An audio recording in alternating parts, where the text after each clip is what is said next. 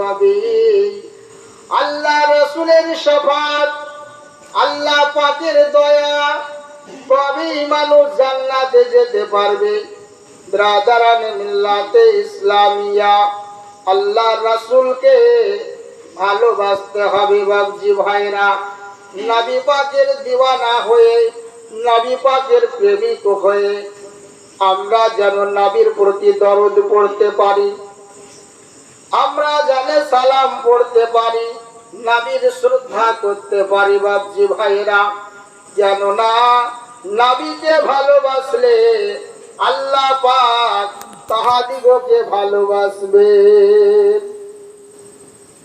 আল্লাহ পাক ওই ব্যক্তিকে ভালোবাসবেন যারা নবীর অনুসরণ করে চলবে, নবীর অনুগত করে চলবে, নবীর যারা গোলামতি করবে আল্লাহ পাক তাদেরকে ভালোবাসবেন।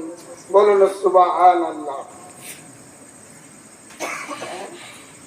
ব্রাদারানে মিল্লাতে ইসলামিয়া, আল্লাহ পাক বলেন ইন্নাল্লাহা ওয়া মালাইকাতাহু ইউসাল্লুনা আলান নবী ইয়া আইয়ুহাল্লাযীনা আমানু সাল্লু আলাইহি ওয়া সাল্লিমু তাসলিমা। बेशक अल्लाह ताला और उसके फरिश्ते दरूद भेजते हैं इल्मे गायब बताने वाले नबी पर।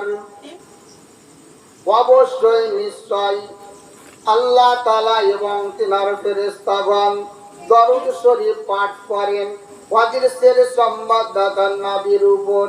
ইয়া আইয়ুহাল্লাযীনা আমানু সাল্লু আলাইহি ওয়া সাল্লিমু তাসলিমা। হে ঈমানদারগণ, হে মুমিন, হে মুসলমান, যদি তোমরা মুসলমান হও তবে তোমরা কি করবে? নবীর প্রতি দরুদ এবং সালাম পাঠ করবে। ইয়া আইয়ুহাল্লাযীনা আমানু সাল্লু আলাইহি ওয়া সাল্লিমু তাসলিমা। আইমানু তোমরা নবী পাক সাল্লাল্লাহু আলাইহি ওয়াসাল্লামের উপরে বেশি করে তোমরা দরুদ শরীফ পাঠ করো, সালাম পাঠ করো। আল্লাহ রাসূল বলেছেন, যে ব্যক্তি আমার উপরে একবার দরুদ শরীফ পাঠ করবে আল্লাহ পাক তাহার প্রতি 10টি রহমত অবতীর্ণ করেন, 10টি গুনাহকে ক্ষমা করে দেন, 10টি দরজা তাহার বুলা